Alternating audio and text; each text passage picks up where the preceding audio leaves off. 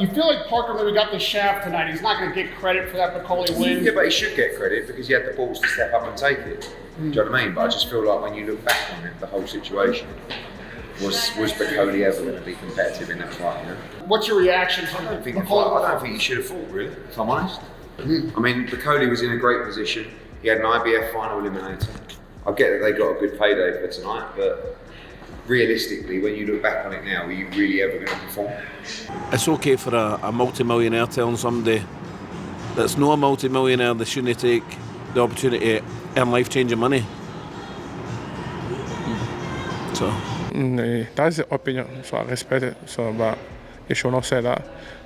They're all avoiding. They don't want me put in with the best because they know I'm dangerous. Eddie Hearn has slammed Martin's camp for choosing to fight Joseph Parker, calling it a mistake that never should have happened. But Billy Nelson isn't staying quiet. He has fired back, defending their decision and taking shots at Eddie. Meanwhile, Spencer Brown did not hold back in his praise for Joseph Parker after his latest performance. According to him, Parker's victory sent a strong message to the entire heavyweight division. He emphasized that Parker is now impossible to overlook and placed him among the top 3 heavyweights in the world. Brown highlighted Parker's improved size and strength, making it clear that no one in the division could ignore him anymore. For Brown, this win was a defining statement that showcased Parker's elite status. It's a statement. Look, I think that's a statement. It can't be ignored by anybody now. He's bigger, he's stronger, and he's done a... I mean, listen, we said last night we took this fight, you're either going to be a genius, Andy, or you're going to be the worst man in boxing. I say he was a genius. Listen, they can't ignore Joe. Nobody can ignore him. He's where he is. He's one of the, well, for me, he's a top 3 best heavyweights in the world now. Building on this, when discussing the Bakole camp's decision to accept the fight, Spencer Brown acknowledged their confidence. He noted that Bakole's team did not hesitate in taking the bout, signaling their belief in his abilities. Brown also pointed out that Bakole had been considered one of the most avoided heavyweights, yet Parker stepped up and delivered a decisive win. They were very confident, let me tell you. Of course. Extremely confident. And I spoke to Billy Nelson. He said he has been trained. He's gone back to the Congo to build something in a couple of weeks. And I said to Andy, who do you want, a Coley or Bakole? And Andy said, we'll take Bakole. I said, no, I'll tell you that again. You've got that wrong. So it was me who tried to swerve the fight. They didn't want to swerve it. And they took the fight and they didn't even blink. Andy. There's a lot of fights out there for him. There's a lot of fights out there, but he's in the pinnacle now. So, you know, there's no going down, there's only going up. Martin Bakole was rated the best, probably one of the best ever. Everybody was there. No one wanted to fight him. Nobody. Joe did, and look what he done. The emotional impact of the victory was also evident on Parker himself. Parker was visibly emotional after the fight, with tears in his eyes as his team celebrated around him. Their support and encouragement throughout the journey were evident, reflecting the deep bond within Parker's camp. The overwhelming sense of pride and relief was clear as Parker processed the magnitude of his victory. That right there. Love you, man.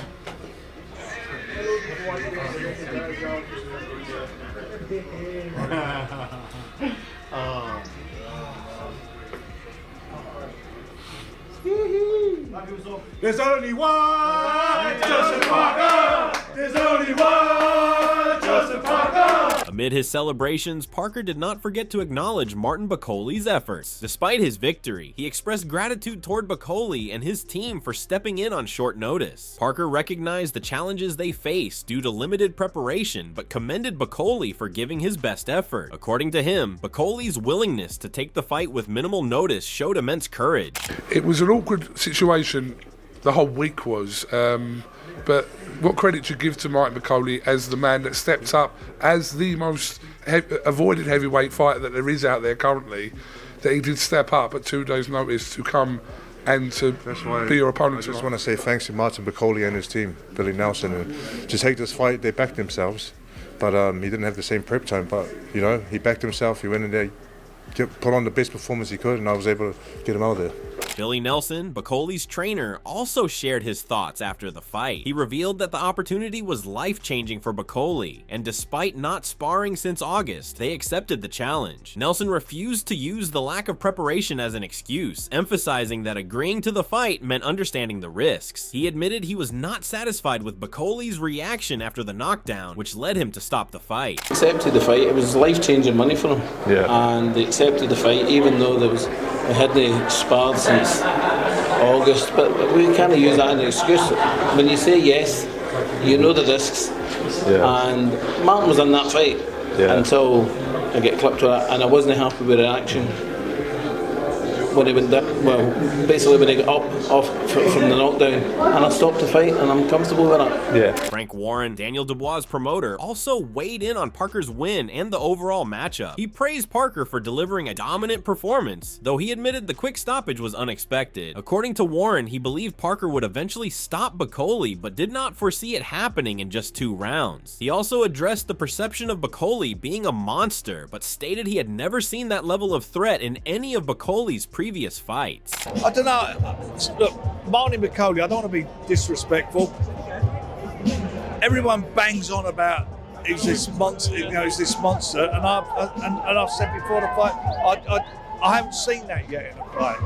And he's a big man, and you could see how dangerous he is. He's a big punch, but Joe just kept his composure and went about his business the right way, and done what he had to do. Echoing some of these concerns, Gareth A. Davies, reflecting on the fight, pointed out the apparent mismatch between the two fighters. He highlighted the absence of Daniel Dubois from the event as a significant gap on the card. According to Davies, Bakole's physical condition and last-minute travel from Congo to Saudi Arabia left him unprepared for the challenge. He described Bakole as looking unready when he stepped into the ring against Parker, suggesting that these factors contributed to the one-sided nature of the fight.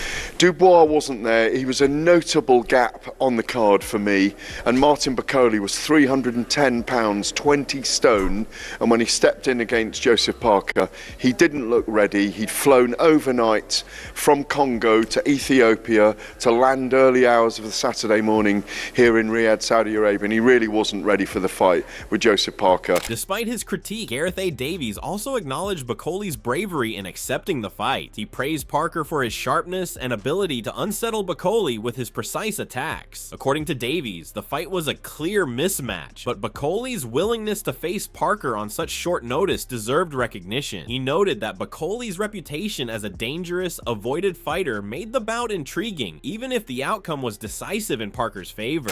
Dubois wasn't there. He was a notable gap on the card for me, and Martin Bakole was 310 pounds 20 stone, and when he stepped in against Joseph Parker, he didn't look ready. He'd flown overnight from Congo to Ethiopia to land early hours of the Saturday morning here in Riyadh, Saudi Arabia, and he really wasn't ready for the fight with Joseph Parker. Commendations for being brave enough to step into the ring at short notice. Parker really sharp, kind of bamboozled him and scrambled his senses in the second round. It was a big mismatch, and Bakole was only of interest because he has been the guy that no one wanted to face in the division because he was so dangerous. The fight between Joseph Parker and Martin Bakole was never the original plan. Initially, Parker was scheduled to face Daniel Dubois, but just days before the event, Dubois pulled out due to illness. In a surprising turn, Bakole stepped in on short notice to save the fight. His decision sparked immediate reactions across the boxing world, with many praising his courage to face a top contender without proper preparation. Before the fight, Johnny Nelson highlighted Bakole's reputation as one of the most avoided heavyweights. He referenced a previous exhibition with Anthony Joshua, where Bakole claimed Joshua was unwilling to face him in a real fight. Nelson acknowledged Bakole's bravery for stepping in on short notice, stating that it would have been a shame if he had not taken the opportunity. Despite the risk, Bakole's willingness to accept the fight earned him widespread respect. He's one of the most avoided heavyweights going. We saw the show match with him and Anthony Joshua at the Ring Magazine dinner, as they'll say it'll be a big fight in Africa. That fight ain't gonna. I saw Martin afterwards. He said AJ's not gonna fight big. So now can you imagine how this is gonna turn out? So now he's giving the fans exactly what they want. So good on him, because if it wasn't Martin Bakole, it'd be shame on everybody else for not giving Martin Bakole the opportunity, because he's the guy, a top 10 heavyweight that's willing to step in at short notice and do this. So now you're thinking, well, who's it fair on? It's fair on everybody because he's a danger man. Joseph Parker's had weeks to prepare for this night. Martin Bakole hasn't. So that balances it out regardless how much of a bogeyman it is. I think it makes this build brilliant. Yeah. After the fight, Joseph Parker also acknowledged Bakole's courage for stepping in at the last minute. In his post-fight interview, Parker emphasized the difficulty of accepting a fight on short notice, especially against a high-level opponent. He praised Bakole's confidence and willingness to take the risk, stating that very few fighters would have done the same. For Parker, Bakole's decision reflected true belief and bravery. For Martin to come in and step in on such short notice, how much credit do you think he deserves as an opponent? Deserves all the credit. Billy deserves the credit for coming in at short notice. That's you can tell that they believe in themselves and they have balls. Yeah, because no one else would.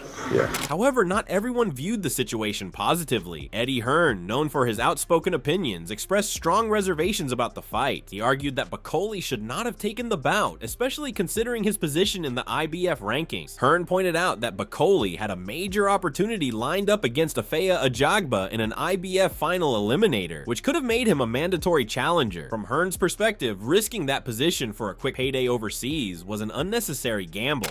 Yeah, look, I gotta be honest with you, like, for me, I don't think they should have taken the fight. And I'm not even sure whether the fight should have happened because, you know, you're representing a fighter that's really struggled to get opportunities for a long time and now all of a sudden has opportunities, right? He is on the Times Square card against Afeya Ajagba in an IBF final eliminator to become mandatory. That was a big purse, right? Now all of a sudden, that's gone. What, to gamble it, to fly indirect overnight for a few quid? Don't get me wrong. Like, I don't know, you know, like... Eddie Hearn did not just express his concerns once. He reiterated his position multiple times after the fight. He questioned whether it was ever realistic for Bakole to perform at his best under such conditions. Hearn acknowledged the financial incentive, but suggested that the long-term consequences could outweigh the immediate reward. For him, Bakole's decision seemed impulsive and potentially damaging to his career. What's your reaction to I don't think he should have fought, really, if I'm honest. I mean, Bakole was in a great position. He had an IBF final eliminator. I get that they got a good payday for tonight, but realistically, when you look back on it now, are you really ever going to perform?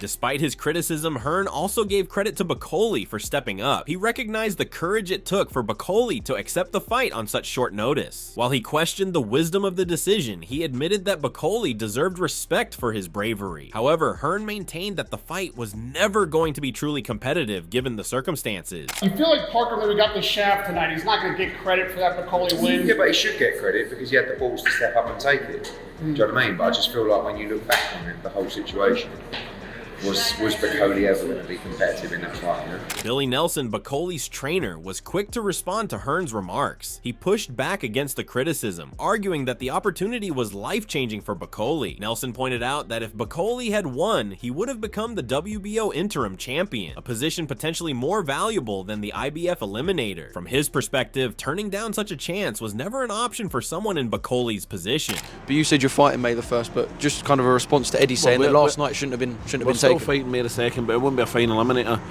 But on the flip side of that, if he would have beat Joseph Parker last night, he's interim world champion for the WBO, and that the WBO will get called before the IBF probably.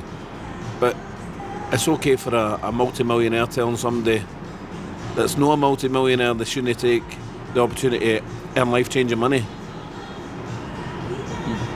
So.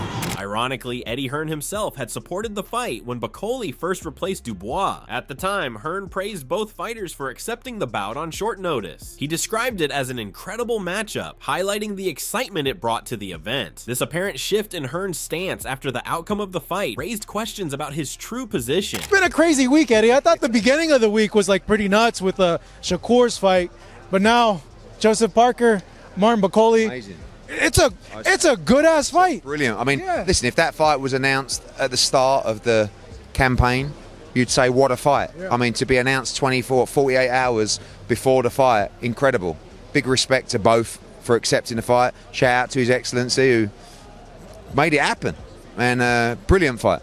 Martin Bakole himself was puzzled by Hearn's change in attitude. He argued that, from a competitive standpoint, fighting Parker was no different from fighting a Jagba. Both fights represented a path toward a world title. Bakole viewed the fight as a legitimate challenge and questioned why Hearn's opinion shifted after his defeat. For Bakole, the loss did not diminish his belief in his abilities or his future in the heavyweight division. He kind of said the fight shouldn't have happened. Have you got a response to Eddie Hearn saying that? With much respect, a Jagba is a high BF and champ.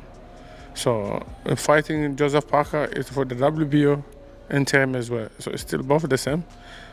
Still both fighting after after betting at a Jagba or beating Joseph Parker. I was ready to go in for face the champion.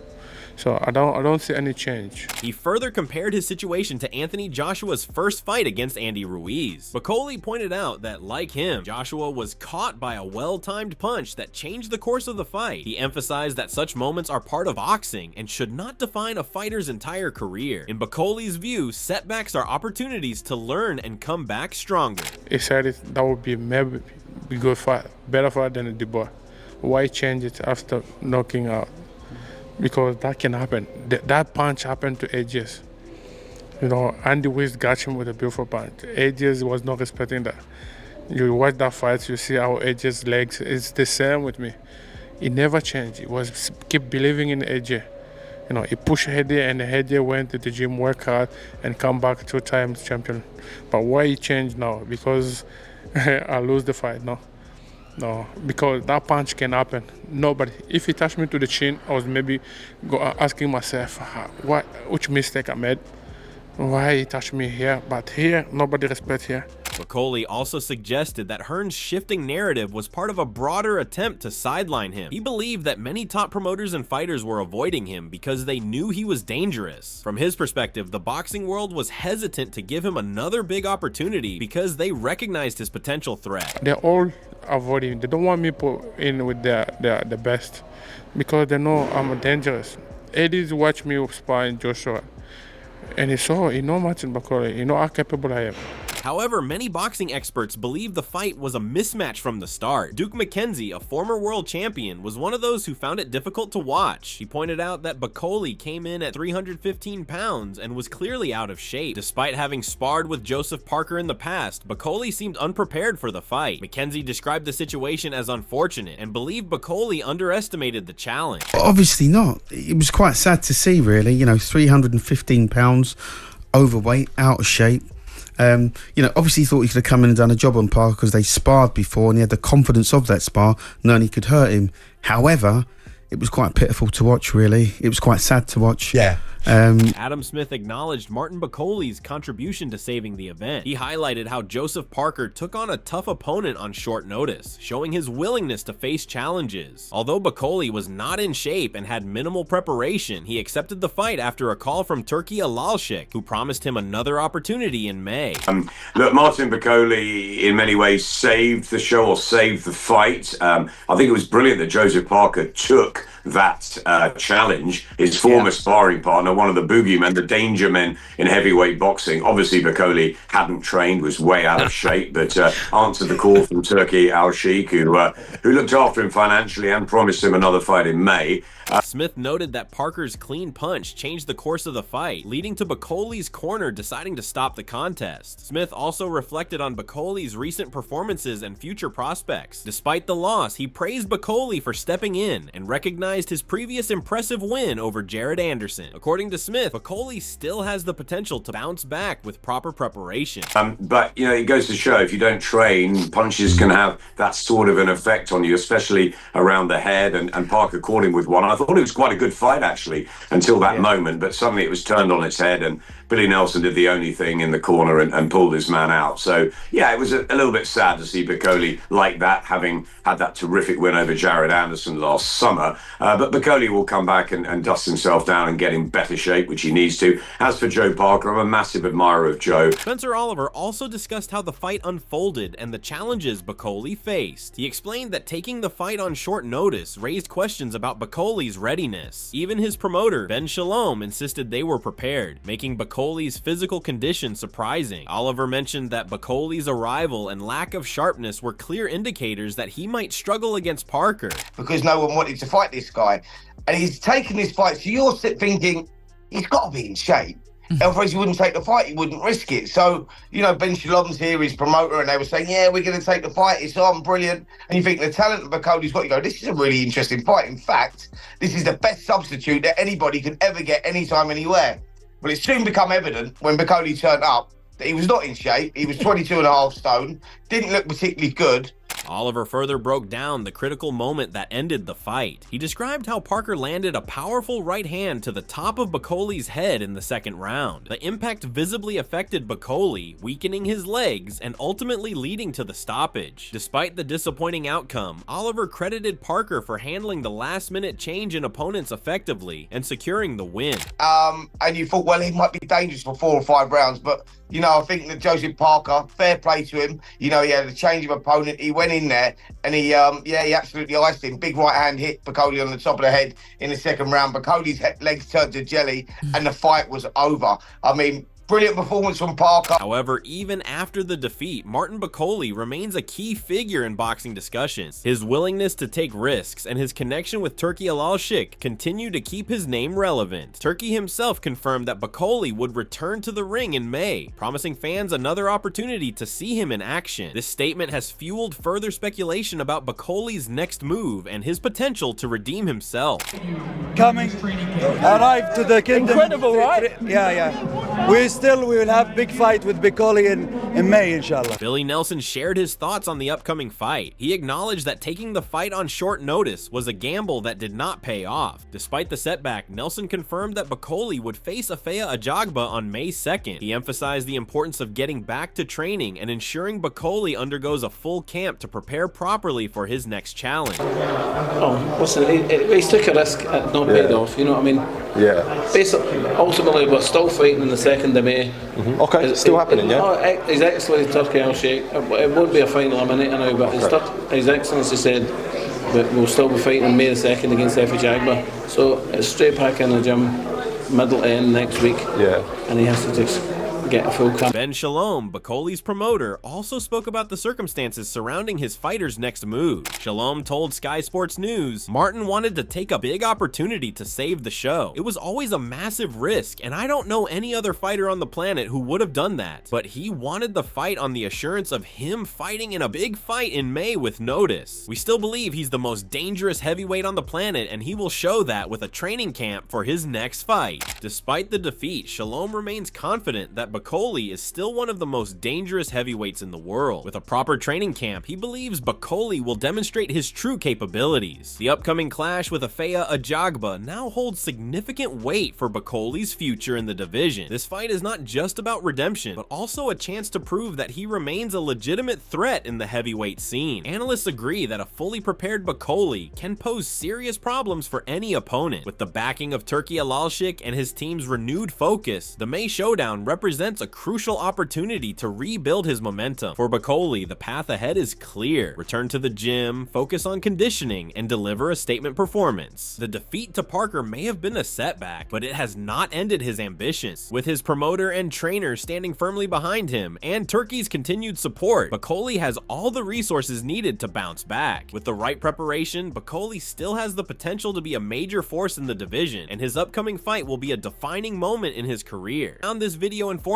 make sure to like, share, and subscribe for more exclusive boxing coverage. What do you think about Eddie Hearn's comments on Bakole? Was he right, or is there more to the story? Drop your thoughts in the comments below. We want to hear from you.